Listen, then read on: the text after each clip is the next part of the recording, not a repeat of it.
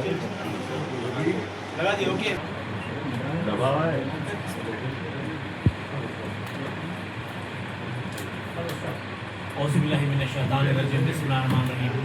आज ये press meet Bashirbagh press club पे इसलिए की गई है कि मस्जिद आलिया का एक बेहतरीन हाईकोर्ट तेलंगाना का एक बेहतरीन ऑर्डर आया है और अजमतुल्लाह हुसैनी जो वक्फ बोर्ड के चेयरमैन हैं उनके ताल्लुक से भी एक बड़ा धमाका है। ये दो चीज़ों पे जैसे आज की मीटिंग यहाँ पर कंडक्ट की गई। पहले तो मैं आपको बताना चाहूँगा कि मस्जिद आलिया का हमने एक रिपिटिशन फाइल किया था जिसका रिपिटिशन नंबर था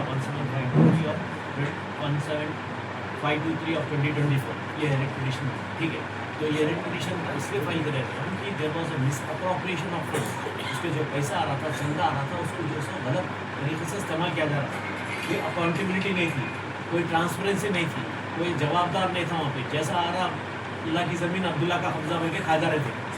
तो ये जो कमेटी थी ऑलरेडी 2019 में एक्सपायर हो चुकी थी, जिसके सदर एक गुलाम इसानी साहब सीनियर काउंसिल थे और उनके एक दामाद है, उनका नाम है ख्वाजा मोइजुद्दीन साहब। बेचारे नाइजीरिया में एनरोल करके आयशा अरे मुसंडे है, नाइजीरिया के वकील दिखते हो ना, उन्होंने जो है आके यहाँ पे हाईकोर्ट में भिड़ लेते रहते। कभी मैं उनको इजलास में नहीं देखा, मैं भी 25 साल से हाईकोर्ट जाता हूँ, आज तक कोई इजलास में नहीं देखा मैं।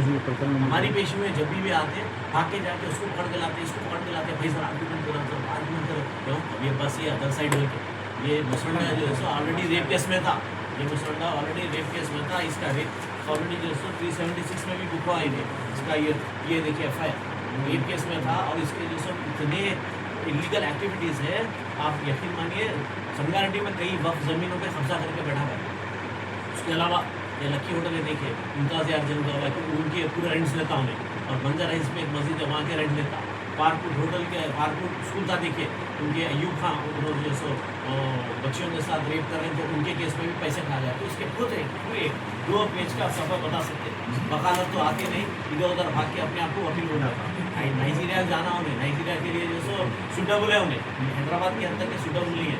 अब रही बात जो सो हमारे जो ऑर्डर मिला हाई कोर्ट का, बेहतरीन ऑर्डर मिला अल्हम्दुलिल्लाह। हमने जो IA में डाला था, हमने ये डाला था कि ये जो कमेटी है, कमेटी को डिसॉल्व करके नई कमेटी की जो है सो तश्कील करो। एक सेकंड जो है सो इसके जो है सो 2 अकाउंट्स मेंटेन कर रहे हैं, एक नहीं 2 एक मस्जिद के 2 अकाउंट्स मेंटेन कर रहे हैं। 2 अकाउंट्स का जो है सो इन डिटेल इंक्वायरी करो, क्या बात है भाई 2 अकाउंट्स क्यों मेंटेन कर रहे हैं और जो पैसा आ रहा कहाँ जा रहा। बैठ कर जो है सो घर के 4-5 मेंबर आए कमेटी में, 7 मेंबर है घर के, पूरी तनख्वाहें जो है निकाल के पूरे घर को जा रहे पैसे, पूरा घर चल रहा है इन लोगों का पूरा घर चल रहा। तो हमारा जो IA था कि ये misappropriation of fund under section 70 और 71 जो है उसको तहकीकात करो बल्कि हाई कोर्ट ने ऑर्डर दिया। हमने जो ब्रेक किया था हमारा अभाव हुआ अल्हम्दुलिल्लाह। फिर उन्होंने क्या करे, उन्होंने भी एक रिट पिटीशन फाइल करे कि एक रेजोल्यूशन पास हुआ था, वो रेजोल्यूशन को जो है उसको पास करो बोलिए। इसका एक ये है, देखिए रिट नंबर 36141 ऑफ 2025। इसमें उन्होंने हमारे को पार्टी नहीं बना, उन्होंने जो है चीट करके हमारे को पार्टी नहीं बनाई, पार्टी नहीं बनाकर जो है सो हमारे को छुपा के रिट फाइल करेंगे। लेकिन अल्लाह ताला क्या करा, उसमें दोनों केसेस को क्लब कर दिए। मैडम जो है सो जज मैडम की ऑनरेबल जज जो है दोनों को क्लब करके कॉमन ऑर्डर पास हुआ। कॉमन ऑर्डर में साफ बता दिया कि हमारा जो एलिगेशन है कि ये रेजोल्यूशन जो पास हुआ था इट इज़ रुका हुआ है, वो अभी तक जो है उसको जो है फाइनल जो है सिग्नेचर नहीं हुआ, उसको एलिगेशंस में उसको इंक्वायरी करो अंडर सेक्शन 26 ऑफ एक्ट के तहत जो है उसकी इंक्वायरी करना, इंक्वायरी करके जो है अप्रोप्रिएट डिसीजन लेना। It is in the hand of chief executive officer, CEO के हाथ में। CEO जो है पास करने का है कि whether this committee that was constituted was correct or wrong, whether these are involved in all criminal practices or not। और अल्हम्दुलिल्लाह हम जो है उम्मीद रखते हैं कि इंडर सेक्शन 70-71 के तहत इन लोगों को जो है बर्खास्त करते हुए जो है सेक्शन 26 के तहत जो है इंक्वायरी करके एक नई कमेटी की तश्कील करना चाहिए। और जो भी those are involve in illegal activities, those are involve in misappropriation of fund, they should go behind the bars. That is our pray, that is our pray. तो इस सिलसिले में जो हमारे पिटिशनर ये सीनियर सिटीजन है, आप दिखने में तो जूनियर दिख रहे लेकिन ये senior citizen more than 60 years. इन्होंने जो है सो पिटिशनर थे, इन्होंने गए वक्फ बोर्ड को, साहब ये ऑर्डर आया बोल के अजमतुल्लाह हुसैनी साहब को बताया कि बोले साहब इस पर एक्शन लेते नहीं लेते, बताओ तू कौन होता है एक्शन लेने वाला बोल के घर बोल के मार के जो है पूरे उनके साथ के भाइयाँ आया सब ऊपर गिर के बेचारों को मारते। इनका ओपन हार्ट सर्जरी हुआ था, अगर इनके साथ कुछ हो जाता, इनकी जान चले जाती तो इनको जो है सो वो नहीं इनकी फैमिली को देखता। तो हमने जो है हैबिट्स प्लेस में कंप्लेंट करा और हैबिट्स प्लेस वाले जो होता है Azmatullah Hussain is chairman of Waqf board, जाके पूरी इंक्वायरी करे, सीसीटीवी फुटेज से जो सो पूरा एविडेंस, फैक्ट्स एंड एविडेंस लेके एफआईआर दर्ज कर दी। ये उनके ऊपर एफआईआर हुआ, अजमतुल्लाह हुसैन के ऊपर एफआईआर दर्ज हुआ। इसमें जो सो ग्रीवियस इंजरीज एंड थ्रेटनिंग के सेक्शंस लगे, जो सेक्शंस लगे और जो सो और अदर्स केस में at the time of filing chargesheet दूसरों के बिना इन्वॉल्व हुई। अजमतुल्लाह हुसैन साहब, मैं आपको बताना चाहता हूँ, हम तो सुने थे गुंडागर्दी ओल्ड सिटी में होती, ओल्ड सिटी की सियासत में होती, आप तो नए शहर में बैठ के गुंडागर्दी कर रहे हैं। आप जो सो कांग्रेस के पार्टी के काबिल नहीं है, आपको जो सो इस्तीफा दे देना चाहिए। आप 1 साल 2 साल 3 साल रहेंगे, उसके बाद ये केसा गले में फांसी का बंदा बन के पड़ जाते हैं। 2-4 एफआईआर हो गए ना आपके ऊपर, बस ये कोर्ट कचहरी का लेते फिरना पड़ता है। आप जो सो एक आदमी के ऊपर एक सवाल करने का उसको हक नहीं है क्या? आप क्या करें बल्कि आप ऐसा उसके ऊपर जो सो उसके साथ जो सो वर्चुअल अटैक करते हैं, आप उसके साथ जो है सो असॉल्ट करें, उसको थ्रेटनिंग करें, आइंदा से आना नहीं तो यहाँ बोलिए this is how he will behave. उनके साथ मैन हैंडल करें, उनको जो है सो फिजिकली असॉल्ट करें, उनको थ्रेटन करें, उनको जो है सो एकदम गाली गलौज क्या बोल सकते हैं, इनके साथ बहुत ही नीच बर्ताव करें, बदअखलाक की हरकत करें। के काबिल ही नहीं है, बोले उसको चेयरमैन हटाओ के बोले। काबिल नहीं है, चेयरमैन रखने के काबिल नहीं है। मैं जो सो रीवान रेड्डी साहब से अपील करता हूँ कि इनको फ़ौरन हटा दिया जाए। रीवान रेड्डी साहब जो सीएम साहब है, उनसे अपील करता हूँ कि इसको फ़ौरन हटा दिया जाए, इन्होंने काबिल नहीं है। और मैं और एक सवाल करता हूँ, आप जाहिद अली खान के केस में पूरा कोर्ट का ऑर्डर था, उसमें जो है सो सर्वे हुआ, सर्वे में आ गया कि ये वक्फ लैंड है और ये एफटीएल लैंड है। हाइड्रा कमीशन बोलती है कि हम जो है सो सर्वे रिपोर्ट भी डाल दी कि दिस इज वक्फ land as well as the FTL land. आप एक्शन क्यों नहीं ले रहे? आप क्यों जो है सो छुपा के रख लिए फाइल? आप जो आगे क्यों नहीं बढ़ा रहे? हाइड्रा बोरी वक्फ जैसा हम रेडी होते हैं, हम जाके पोजीशन ले लेते, बोल रहे हाइड्रा कमिश्नर बोल रहे कि हमारे को वक्फ का इंतजार है। सुन लो अजमतुल्लाह हुसैन साहब, अगर आप एक्शन नहीं लेंगे तो आपके खिलाफ कंटेम्प्ट केस डालूंगा मैं कोर्ट में। मैं देख रहा हूँ, थोड़ा टाइम दे रहा हूँ, मैं आप लोगों को मौका दे रहा हूँ। अगर आप जो है सो जाके जाहिद अली खान का घर जो कि वक्फ का लैंड है, 100 करोड़ की जायदाद है, आपको कितने क्या कर लिए, कैसा मैनेज हुआ, आप पॉलिटिकल इन्फ्लुएंस हुआ, मनी मॉनेटरी बेनिफिट हुआ, क्या हुआ, आई डोंट नो, लेकिन you have to take action, otherwise I am going to file a contempt case against you. बहुत गलत बात है, आप काबिल ही नहीं, आप वॉलंटरली जो है सो रिजाइन कर देना चाहिए। एक जो है सो एक सीनियर सिटीजन पे ओपन हार्ट सर्जरी हुआ, उसके साथ आप जो है सो मिसबिहेव करें, आप क्वेश्चन, आपको कोई अथॉरिटी नहीं थी, आप हाथ लगा ही नहीं सकते थे। आप अंदर व्हाट सर्कमस्टेंसेस आप उनको हाथ लगाए, पूरा सीसीटीवी फुटेज इसमें जो है सो हर चीज़ जो है कैप्चर हुआ, इसलिए आपके ऊपर एफआईआर हुआ। बहुत अफसोस की बात है, बहुत अफसोस की बात है। आप जो है सो इमीडिएट रिजाइन कर दीजिए। मैं जो है सो सीएम साहब से अपील करता हूँ कि इनके खिलाफ कार्रवाई की जाए और एक दूसरे अच्छे होनहार काबिल तरीन चेयरमैन को लाके बिठा दिया जाए। जो बोले तो इन्होंने चेयरमैन के काबिल नहीं है, चेयरमैन के काबिल नहीं है। और फ़ौरन जो है सो इसमें जो रेजोल्यूशन था, मैं सीओ साहब को भी जो है सो दरख्वास्त करता हूँ कि follow the court of order, order follow करिए, accordingly you follow the court of order और उसको उसके ऊपर डिसीजन लीजिए। अगर आप लोग फॉलो नहीं करेंगे तो there is nothing but we can go for contempt. दरवाजे खुले कोर्ट के, हम कंटेम्प्ट को जाएंगे, you have to take action.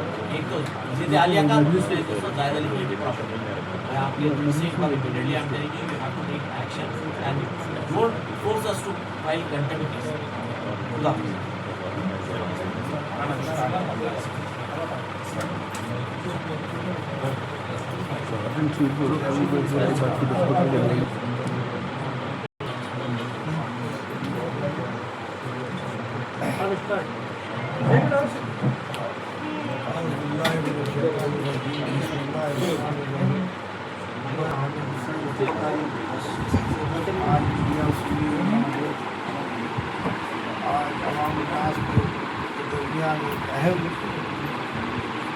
वक्फ की जायदाद का तस्करा करने के लिए यहाँ पर प्रेस कॉन्फ्रेंस कर रहे हैं।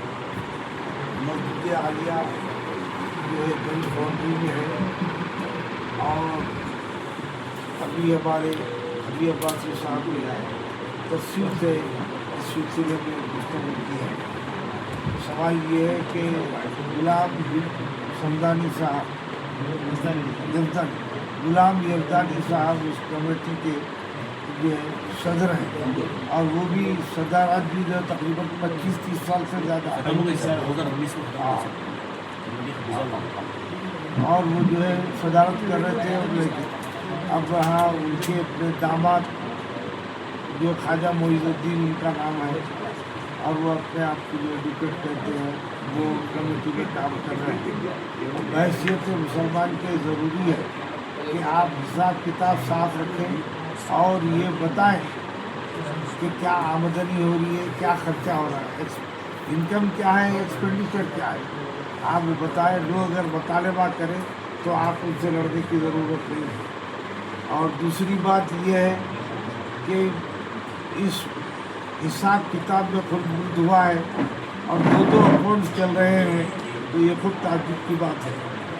और जो है इसको किसको फ़ायदा पहुँच रहा है, अपनी फैमिली को फ़ायदा पहुँचाने के लिए वक्फ जायदाद से इस्तेफादा कर रहे हैं। वक्फ जायदाद से वही लोग इस्तेफादा कर सकते हैं जो गरीब है, मजबूर है, बेकस हैं, यतीम है, वो लोग वक्फ जायदाद से मुस्तफ़ीद हो सकते हैं। लेकिन जो है ये ज़िंदगी गुजारने के लिए नहीं, बल्कि ये लोग जो है वक्फ के लुटेरे हो गए और ये वक्फ के लुटेरों की वजह से ये नुकसान हो रहा है। और ये लुटेरे जो है न सिर्फ खुद बदनाम हो रहे हैं बल्कि कम्युनिटी को भी बदनाम कर रहे हैं। और जनाब रियाज साहब ने जो है चेयरमैन साहब से वक्फ बोर्ड के रिप्रेजेंटेशन किया और उनसे यही दरख्वास्त की कि भाई आप ये कार्रवाई आपके पास फाइल है, आप इसकी जो है मंजूरी दे दीजिए। इस बात के सीओ का नोट आपके पास पेश हो गया है, आप बजाय उसके मंजूरी देने के आप पेंडिंग करके रखने से, तो क्या मकसद है, आखिर उसका बैकग्राउंड क्या है, वो तो मालूम होना चाहिए। और फिर अगर कोई दरख्वास्त गुजार आपसे आके अगर मुतालबा करें तो आप जो है गाली गलौज करना और कुछ अपने अतराफ़ गुंडों को जमा कर लेना और गुंडागर्दी करना एक चेयरमैन के लिए मौजूद नहीं है। और आप कांग्रेस पार्टी के चेयरमैन हैं, कांग्रेस पार्टी ने आपको चेयरमैन बनाया है और कांग्रेस तो ये कह रही है कि हम आवाम के खिदमत गुजार हैं। राहुल गांधी साहब का जो बयान आता है वो ये है कि हम जो है इंसाफ करने वाले हैं तमाम हिंदुस्तानियों के साथ। और आज अगर जो है कांग्रेस के नाम पे अगर जो है अज़मतुल्लाह हुसैनी साहब अगर इस किस्म की हरकत करते हैं तो काबिल मज़म्मत है। और जो है हाई कोर्ट का आर्डर आ गया है कि आप इंक्वायरी करें और हमारे असदुल्ला साहब सीईओ हैं और इनके ताल्लुक़ से मशहूर है कि बड़े पेनमैन हैं। समझिए, आप अगर पेनमैन हैं तो आपका काम ये है कि अपने पेन को इस्तेमाल कीजिए। और हम ये मुतालबा कर रहे हैं कि आप इंसाफ कीजिए, आप मदद मत कीजिए। मदद की हम दरख्वास्त नहीं कर रहे हैं कि हम आपसे इंसाफ की दरख्वास्त कर रहे हैं कि आप जो है इंसाफ करें और ये मस्जिद आलिया को डायरेक्ट मैनेजमेंट में ले लें। इसलिए उसके बाद आप डायरेक्ट मैनेजमेंट में लेने के बाद फिर आप इंतखाबात करा सकते हैं, किसी भी और कमेटी का इंतखाब हो सकता है जो दयानतदार हो, नेक हो और जो है मस्जिद के इंतजाम बेहतर कर सके।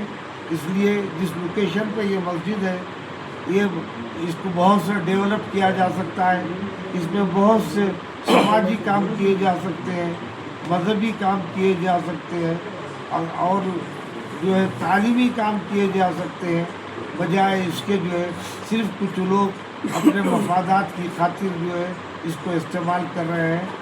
और हम इसकी मजम्मत करते हैं और हुकूमत से मुतालबा कर रहे हैं। खुसूसन रेवंत रेड्डी साहब से हमारी दरख्वास्त है कि आप जो है मुसलमान नुमाइंदों को अगर आप किसी भी जगह अपॉइंट कर रहे हैं तो पहले उनका रिकॉर्ड मंगा लीजिए कि ये लीडर थे या ये वर्कर थे या पैरोकार थे।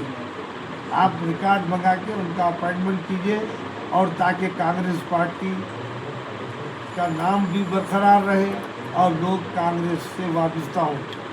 मेरी हुकूमत से यही मुतालबा है कि वो इस सिलसिले में जल्द से जल्द गौर करें।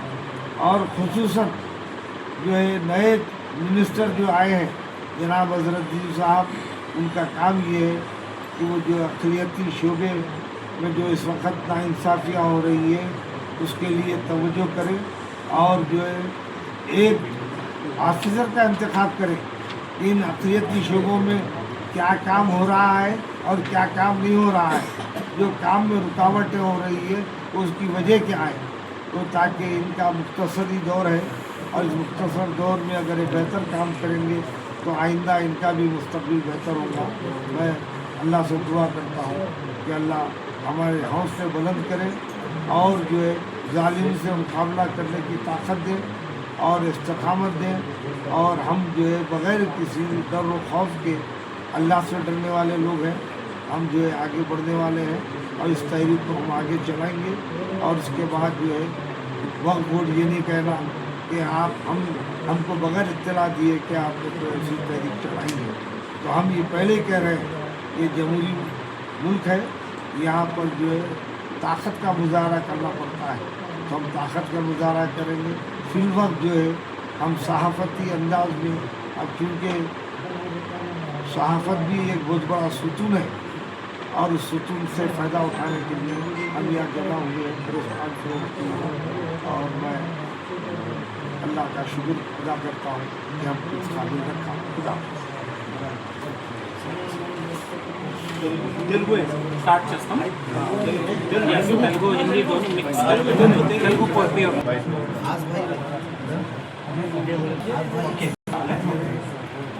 మనం ఇవాళ అందరు ఆజ్ కలిసినాం ఇక్కడ ఫతే మైదాన్లు ప్రెస్ క్లబ్లు. ద ఆన్గోయింగ్ కరప్షన్ మన తెలంగాణ రాజ్యంలో మన రేవంత్ రెడ్డి గారు మన చీఫ్ మినిస్టర్ తెలంగాణ చూపించిన ఈ డ్రీమ్ తెలంగాణకి నంబర్ 1 స్టేట్ చేయాలి, తెలంగాణ స్టేట్ కి నంబర్ 1 చేయాలి in development in prosperity. But మన తెలంగాణ గవర్నమెంట్ లోనే ఒక్క మనిషి ఉన్నాయి, తెలంగాణ స్టేట్ వక్ఫ్ బోర్డ్ ఆయన కూడా ప్రతిజ్ఞ తీసుకున్నాయి మన తెలంగాణకి స్టేట్ వక్ఫ్ బోర్డ్ కి నంబర్ 1 చేస్తాం in corruption. Number 1 corrupt board మొత్తం తెలంగాణ రాష్ట్రంలో తెలంగాణ ప్రదేశంలో ఉన్నాయి అంటే Telangana state Waqf board. And ఆ కరప్షన్ ది రాక్షసుడు అంటే మన చైర్మన్ అస్మతుల్లా గారు. మన కరప్షన్ తెలంగాణలో తెలంగాణ స్టేట్ వక్ఫ్ బోర్డ్ పేరు చేంజ్ చేయాలి ఫస్ట్. అంటే ప్రెసెంట్ కండిషన్ లో తెలంగాణ స్టేట్ వక్ఫ్ బోర్డ్ పేరు చేంజ్ చేసి తెలంగాణ స్టేట్ వక్ఫ్ బోర్డ్ లేదు, తెలంగాణ స్టేట్ వర్స్ట్ బోర్డ్. ఇది ఇంత వర్స్ట్ బోర్డ్ ఎక్కడ కనిపించలేదు, ఇంత గవర్నెన్స్ లేదు, ఎవరు జీతం తీసుకుంటున్నాయి, ఆ ఇన్స్పెక్టర్ వస్తాయి లేదు, సెక్షన్ ఆఫీసర్ లేదు, ఎవరు పని చేయడానికి లేదు. మనం ట్యాక్స్ పేయర్ సిటిజన్స్ మనీ పోతున్నాయి సాలరీస్ కట్టడానికి. తెలంగాణ స్టేట్ వక్ఫ్ బోర్డ్ కి తెలంగాణ స్టేట్ వక్ఫ్ బోర్డ్ ఏం గవర్నెన్స్ ఇస్తున్నాయి, ఏం కరప్షన్ కి స్టాప్ చేస్తున్నాయి. తెలంగాణ స్టేట్ వక్ఫ్ బోర్డ్ కిందికి not 1 or 2 properties are there, 5 lakh crore worth properties ఉన్నాయి Telangana state Waqf board management లో. మన తెలంగాణ స్టేట్ జీడిపి ఎంత, Telangana state GDP the 40 to 34% AUM asset ఉన్నాయి under Telangana state Waqf board which is directly managed by the most corrupt, incapable, incompetent, irresponsible person chairman మన Telangana state Waqf board who is managing the మొత్తం entire game. ఈ మస్జిదే ఆలియా ఒక్క corruption case లేదు, Telangana state వక్ఫ్ బోర్డులో ఏం transparency లేదు. మనం ఇంత చెప్పినాయి, నాట్ 1 or 2 జూబ్లీ హిల్స్ తీసుకోండి, ఇంకా వేరే చాలా ప్రాపర్టీస్ ఉన్నాయి వేర్ వక్ఫ్ బోర్డ్ అంటే వక్ఫ్ బోర్డ్ లేదు.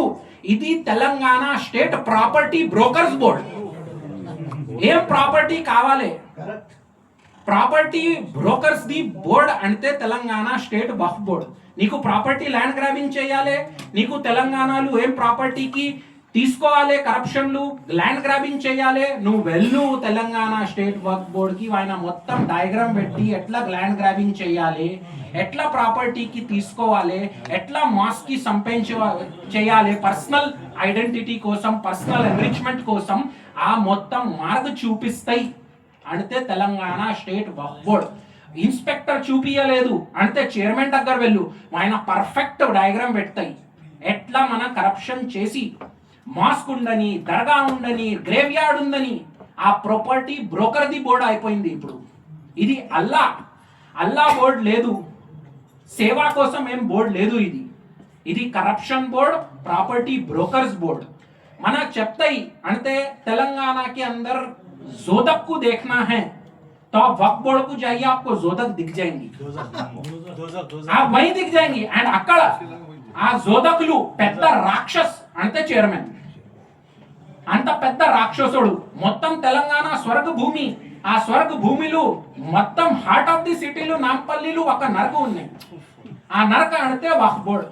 అక్కడ వెళ్ళండి, చూడండి. ఈయన అల్లాది జమీన్ కూడా తీసేస్తాయి. అండ్ ఇది ఒక్కటి మాట లేదు, రీసెంట్ గా 15 days బ్యాక్ నూర్ ఖాన్ బజార్లు ఒక్క ప్రాపర్టీ ఉన్నాయి, ప్రైమ్ ల్యాండ్లు, ఒక్క దర్గా ఉన్నాయి, దర్గాకి డెస్ట్రాయ్ చేసేసిన్నాయి, డెమాలిష్ చేసేసిన్నాయి. ఒక్క శ్రీధర్ యాదవ్, శ్రీనివాస్ యాదవ్ అని నూర్ ఖాన్ బజార్లో ఆ ప్రాపర్టీ మీద ఇప్పుడు 2000+ స్క్వేర్ యార్డ్ది ల్యాండ్ ఉన్నాయి. ఆ ల్యాండ్ మీద మొత్తం బర్రెలు పెట్టి, ఆయన యూరిన్, ఆయన పెండ పెట్టి మొత్తం శాంక్టిటీ ఆఫ్ దట్ దర్గా తినేసినాయి. అండ్ ఆ కేసు మనం పెట్టినాం, కోర్టుకి వెళ్ళినాం, కోర్టు డైరెక్షన్ ఇచ్చినాయి, ఎఫ్ఐఆర్ లాట్ చేయండి. తో వక్ఫ్ బోర్డ్ వాళ్ళు ఎవరి మీద చేసినాయి? వక్ఫ్ బోర్డ్ మీద FIR grandfather of the person who already died 20 years back. 20 years back చచ్చిపోయినాయి మనిషి మీద ఎఫ్ఐఆర్ లాట్ చేసినాయి. ఇంత డర్టియెస్ట్ కరప్షన్ ఉన్నాయి తెలంగాణ స్టేట్ వక్ఫ్ బోర్డులు, తెలంగాణ స్టేట్ ప్రాంతంలో. మన రేవంత్ రెడ్డికి చెప్తున్నాం, మన రేవంత్ రెడ్డి గారు డైల్ చేసి వినండి. ఇమీడియట్ గా తెలంగాణ స్టేట్ వక్ఫ్ బోర్డులు ఎంత కరప్షన్ ఉన్నాయి దాని మీద ఫారెన్సిక్ ఆడిట్ కాల్ చేయండి. And forensic audit is needed on the Telangana state Waqf board land. 5 lakh crore main properties, prime properties are under control of Telangana State Waqf Board, and there is no transparency, no action. ఈ మన ఒక రియాజోడు ఉన్నాయి, race చేసినాయి voice, పోయి representation ఇచ్చినాయి Telangana state Waqf board కి order వచ్చినాయి high court మీద, ఇమీడియట్ గా కంప్లై చేయాలి. ఆ పబ్లిక్ సర్వెంట్ డ్యూటీ ఏం? రియాజ్ లెక్క చాలా మందిలో వస్తాయి. పబ్లిక్ సర్వెంట్ వినాలే, పబ్లిక్ సర్వెంట్ పని చేయాలి. ఆయన public servant the public duty ఇది, ఆయన జీతం తీసుకున్నాయి దానికోసంనే. పిలిచి ఆఫీస్ కి కొట్టినాయి, ఎఫ్ఐఆర్ లాట్ చేసినాయి.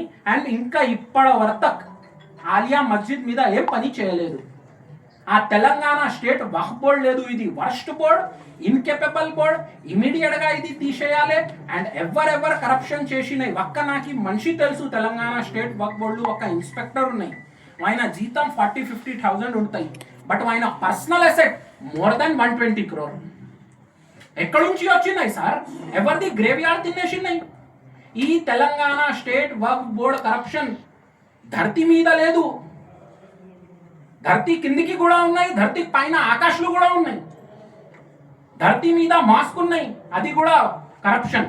ధర్తీ కిందికి గ్రేవ్ యార్డ్ ఉన్నాయి, అక్కడ కూడా కరప్షన్. ధర్తీ పైన మన దర్గాది ప్రేయర్ చేస్తాం, అది పోతాయి, అక్కడ కూడా కరప్షన్. మొత్తం ప్రాంతం ఇది ఇచ్చేస్తే తెలంగాణ స్టేట్ చైర్మన్ అజ్మతుల్లా తినేస్తాయి. ఆ తెలంగాణ రేవంత్ రెడ్డి గారు చూపించిన డ్రీమ్ నంబర్ 1 తెలంగాణ చేస్తాం. మన అజ్మతుల్లా గారు నంబర్ 1 ఇన్ కరప్షన్ చేస్తాయి తెలంగాణకి. ఇంత వర్స్ట్ ఉన్నాయి. మనం ఇవాళ అందరు చెప్తున్నాం రేవంత్ రెడ్డి గారికి కి immediately take the action, save our Telangana, save our graveyards, save the sanctity of mosque and dargahs and protect the person like Riyaz who raises his voice. మనం ఇవాళ ఇక్కడ డెమోక్రసీలో ఉన్నాము, ఏం ఇక్కడ శైతాన్ రాజ్యంలో ఉన్నాము. ఎవరు వస్తే ఎవరికి కట్టేస్తాయి. ఇప్పుడు దీని గురించి అలియా మసీద్ గురించి ఏ పర్పస్ లో మీరు కోర్టుకి వెళ్ళారు, ఆర్డర్స్ ఏమొచ్చాయి? యా, సో ఇప్పుడు ఏమంటే మనం అకౌంటబిలిటీ, గవర్నెన్స్ ఏమేమి ఉన్నాయి అక్కడ ఏమంటే ఒక్క మాస్కులు 2 బ్యాంక్ అకౌంట్స్ పెట్టి swindling of money, cheating the public fund what is been given, దాని నుంచి మనం వెళ్ళినాం. అండ్ 2 accounts పెట్టి మొత్తం డబ్బులు తినేస్తున్నాయి.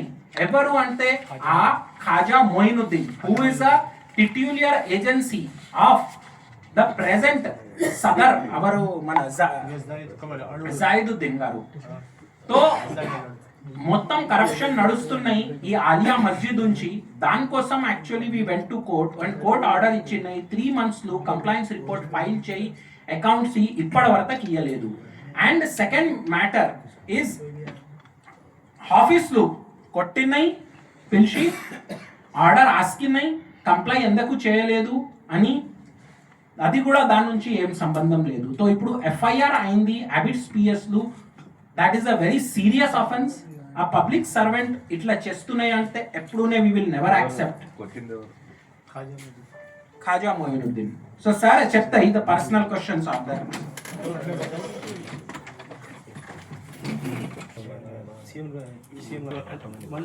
మస్జిద్లో ఏ కమిటీలో 11 మెంబర్ ఉంటుంది, ఈ కమిటీలో 7 వాళ్ళు ఫైన్ లేదు. పోయినా గాంధీ ఎక్కడ ఉంది, గాంధీ దగ్గర పోయిన తర్వాత ఏం చేసినా అంటే రేపు రామని చెప్పిన, అప్పటి నుంచి తీసుకోలే.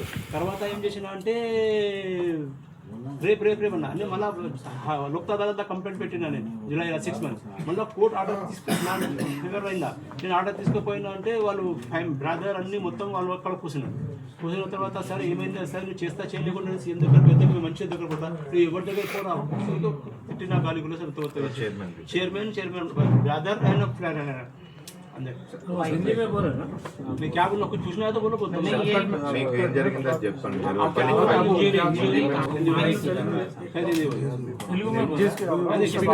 स्पीकर पे बोलो रियाज भाई सब सुनते करते वीडियो रिकॉर्डिंग स्पीकर पे बोलो। बोर्ड में क्या हुआ बोले जी सर, ये देखिए सर 5 साल से जैसे कि कोर्ट का मस्जिद आलिया का केस चल रहा था, मस्जिद आलिया का केस चल रहा, तो हम जैसे कि केस को जैसे कि हम जो फरीबाद साहब जैसे कि अल्हम्दुलिल्लाह केस लड़े पूरा अल्हम्दुलिल्लाह, तो हम जैसे कि वो केस को जैसे कि हम क्या बोलते हैं अपने कंटिन्यू चल रहा था। तो लास्ट सीएम साहब जैसे कि क्या करें मालूम, 1 साल पहले जैसे कि बोले कि पूरे चेयरमैन जजेस को भी आओ प्रॉब्लम गांधी भवन पर आके बोलो बोले, तो हम गांधी भवन गए। गांधी भवन जाके जैसे कि चेयरमैन अजमतुल्लाह से मिले, अजमतुल्लाह साहब से मिले तो अजमतुल्लाह साहब क्या बोले मालूम, कल आओ मैं करता हूँ बोले। तो कल जाके साहब उन्होंने 1 महीना 2 महीने 3 महीने हो गया, तो आखिर में 6 महीने होगा तो कुछ भी नहीं करे। तो फिर मैं क्या करूँ, लोक अदालत में जाके कंप्लेंट डाला, साहब ऐसा सीएम साहब चेयरमैन साहब फाइल रख लिए, कुछ भी नहीं कर रहे हैं बोले। फिर वहाँ से भी कुछ भी नहीं हुआ, फिर कल बोले। फिर आखिर में हमारा कोर्ट का ऑर्डर आ गया। कोर्ट का ऑर्डर आने के बाद में बोला साहब क्या बोलते हैं आप, कोर्ट का ऑर्डर आएगा साहब तो भी कम से कम हमारी फाइल को उसको भी जो भी हाँ या ना कुछ भी करके आप फाइल को फॉरवर्ड करो बोले। तो नहीं करता नहीं बोल के भी नहीं बोले, करते जाओ बोल के 2 साल से जब से बैठे जब से वही सता रहे। तो बोला साहब करते तो करो, नहीं तो मैं आपका हाई लेवल पे मिनिस्टर साहब करने जाता हूँ बोल के बोला। मैं पहले जैसा सीएम साहब जैसा बोले थे, मैं मिनिस्टर अजहरुद्दीन साहब करने जाना तो सीएम साहब करने कहीं भी जाके मैं कंप्लेंट देता हूँ कि कोर्ट का ऑर्डर में जजमेंट बस मैं ऑर्डर के हिसाब से जाता हूँ। बोला किसके ने भी जाओ बोल के गालियाँ दे, कोई मिनिस्टर कर जाए किसके ने जाए हमारे गालियाँ देगा मालूम देखे। उन्होंने उनके भाई हमेशा पूरे 10-15 आदमी पूरे उनके कैबिनेट में बैठे थे, पूरे जने मिलकर उसके वीडियो ऑडियो रिकॉर्डिंग हर चीज़ मौजूद है, हर चीज़ उसके अंदर है।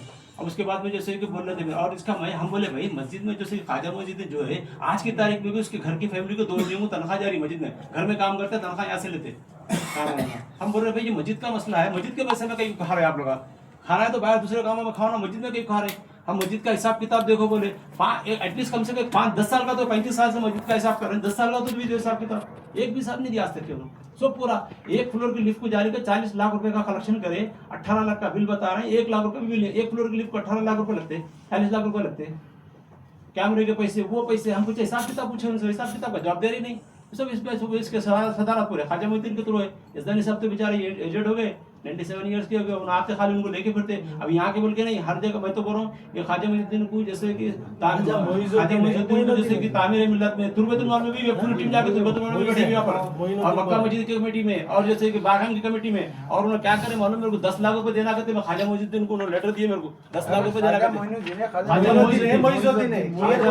मोइनुद्दीन 10 लाख रुपए देना कहते मेरे को, नोटिस भेजा कोर्ट से मेरे को 10 लाख रुपए देना है तो मैं तो और ये करता और केस में फंसाता हूँ सही कहते। और उनके दादा की जायदाद 10 लाख रुपए मैं देना कहते उल्टा उनको भी नोटिस भेजा है मेरे को, नोटिस है मेरे पास 10 लाख रुपए देना कहते उनको। अल्लाह के घर में सवाल भी पूछना गलत है और 10 लाख रुपए भी देना कहते इनको ख्वाजा मोइनुद्दीन साहब। क्या देखो बोलो जब अपना डायग्राम बढ़ाते, और मैं रिक्वेस्ट है पूरे जन जितने भी कमेटी में है ख्वाजा मोइनुद्दीन साहब, इनको फौरन वहाँ से इनके ऊपर एक्शन लीजिए इनके ऊपर। भाई इनको कैसा तुर्बतुल माल में भी पूरे खानदान के लोग पूरे ऊपर हर जगह खानदान लोग पूरे लोग ना एक जगह हर जगह खान कमेटी में बैठे हुए पूरे जगह हैदराबाद के जितने भी कमेटियों में है इनको ऊपर एक्शन लीजिए फौरन के ताल्लुक से। और कुछ आपसे कुछ सवाल करें तो पूछ सकते हैं हिंदी में बोलते राइट स्टार्ट करेंगे।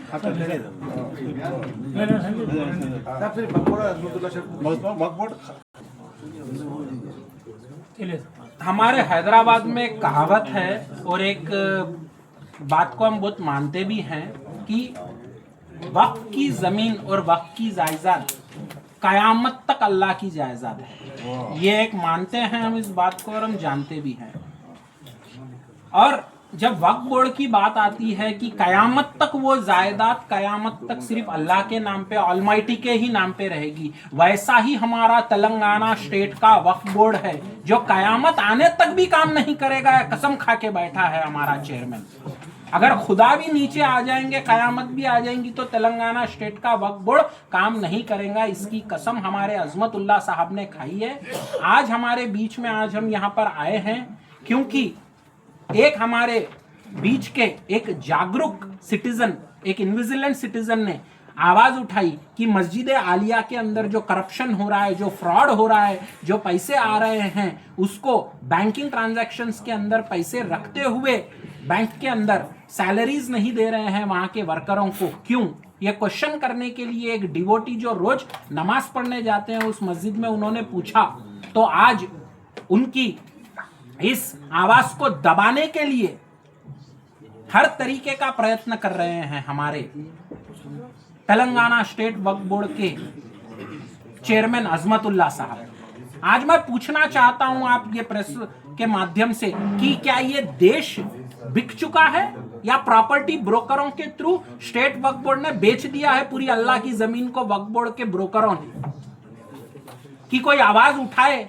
अगर रियाज साहब जैसा कोई आदमी जाता है, हाई कोर्ट का ऑर्डर लेकर के जाता है, तो उसको मारा जाता है, पीटा जाता है, उसको हर तरीके से उसके ऊपर अत्याचार किया जाता है। क्या हम ये भारत देश में है, ये गांधी के देश में है, ये डेमोक्रेसी के देश में है, या तो फिर हम कोई पाकिस्तान या अफगानिस्तान में है जहां पर अगर आप आवाज भी निकालो या जबान भी खोलो तो वहां जबान काट दी जाती है और गर्दन काट दी जाती है। आज मैं पूछना चाहता हूं, ये भारत हमारा लोकतांत्रिक देश है या तो फिर ये अजमतुल्लाह जैसे गुंडों का देश है? जो ये प्रॉपर्टी ब्रोकर्स जो तेलंगाना स्टेट वक्फ बोर्ड की 35% तेलंगाना स्टेट के अंदर जो इतनी बड़ी जायदाद है उसको तौहीन कर रहे हैं और वहां का फंड खा रहे हैं। आज हमारे रियाज साहब ने एबिट्स के अंदर एक FIR लॉन्च की है और FIR लॉन्च करके क्वेश्चन किया है कि उनको तेलंगाना स्टेट वक्फ बोर्ड में जब वो रिप्रेजेंटेशन देने गए तो उनको मारा गया, उनको पीटा गया। क्या ये एक पब्लिक सर्वेंट का काम है? आज मैं पूछता हूं हमारे अजमतुल्लाह साहब से कि आप वो आए और जवाब दें। क्या ये एक पब्लिक सर्वेंट का काम है? पब्लिक सर्वेंट लेता है, सैलरी लेता है, जीता है लोगों की बात सुनने के लिए, लोगों का काम करने के लिए, ना कि गवर्नमेंट का ऑफिस को अपने प्रॉपर्टी ब्रोकरिंग का अड्डा बनाने के लिए। ये तेलंगाना स्टेट वक्फ बोर्ड नहीं है, ये तेलंगाना स्टेट का वर्स्ट बोर्ड है। इमीडिएटली हम रेवंत रेड्डी जी से, हमारे चीफ मिनिस्टर से कहते हैं, गुजारिश करते हैं कि तेलंगाना स्टेट वक्फ बोर्ड को खत्म करिए, नई टीम को अपॉइंट कीजिए, नए इंस्पेक्टर को अपॉइंट किए और कोई काबिल एक्सपीरियंस्ड पर्सन को अपॉइंट कीजिए जो ऑनेस्ट हो, जो सेवा करने के लिए आता हो, जो ना कि यहाँ प्रॉपर्टी ब्रोकिंग करने आता हो। और मैं गुजारिश करता हूँ आप सभी से कि इमीडिएट हम एक्शन मांगते हैं तेलंगाना स्टेट वक्फ बोर्ड में। सर, एक चेयरमैन जब काम नहीं कर रहे तो वहाँ पे एक अथॉरिटी है सीईओ का क्या है इस पर कहना? चेयरमैन तो छोड़िए, पॉलिटिकल रहता, आज रहता कल निकाल देते। सीईओ वहाँ पे अथॉरिटी है, सीईओ के पास क्यों नहीं गए? ठीक है साहब, सीओ साहब दस्तखत करके ऑर्डर करके फाइल चेयरमैन का ने भेजा है। चेयरमैन साहब क्या करे मालूम, फाइल को दबा दिए ख्वाजा मोइनुद्दीन से मिलके। चेयरमैन फाइल जब दबा दिए तो फिर सीईओ वहाँ पे इम्प्लीमेंट कर सकते? सीईओ नहीं कर सकते इम्प्लीमेंट। सीईओ इसलिए नहीं कर सकते जब तक कि फाइल चेयरमैन का फॉर्मेट चेयरमैन फाइल नहीं दिए। चेयरमैन बोले मेरे पास इंस्पेक्टर की report clear, audit report clear, task force की रिपोर्ट क्लियर, सब इनके खिलाफ, ख्वाजा मोइनुद्दीन के खिलाफ। सब होने के बावजूद भी इन्होंने जैसे कि इसके ऊपर कुछ भी एक्शन नहीं ले रहे, नो फाइल रख लिए। पहले मैं दियो तो भी नको, दियो तो भी कुछ तो भी करो, फाइनल करो बोला भाई। तो चेयरमैन साहब जैसे कि रख लेके बड़े हुए। बोलने का मतलब ये है, जैसे बोर्ड में क्या रहता, they need approval of everybody. अकेले डिसीजन नहीं ले सकते सीईओ साहब। बोर्ड है, बोर्ड में जैसे रखी जाती एक प्रपोजल है, ये फलाना केस है, फलाना ये है बोले तो बोर्ड की तरफ से जो है सो अप्रूवल आया तो फिर जो है सो दे विल एग्जीक्यूट। तो इसलिए सीईओ साहब जो है सो यूनानिमसली ही कैन नॉट टेक, एकदम जो है सो नहीं कर सकते उन सब। ये मेरा आंसर। आज ये press meet Bashirbagh press club पे किया जा रहा है मस्जिद आलिया के सिलसिले में, जो हाईकोर्ट से, ऑनरेबल हाईकोर्ट से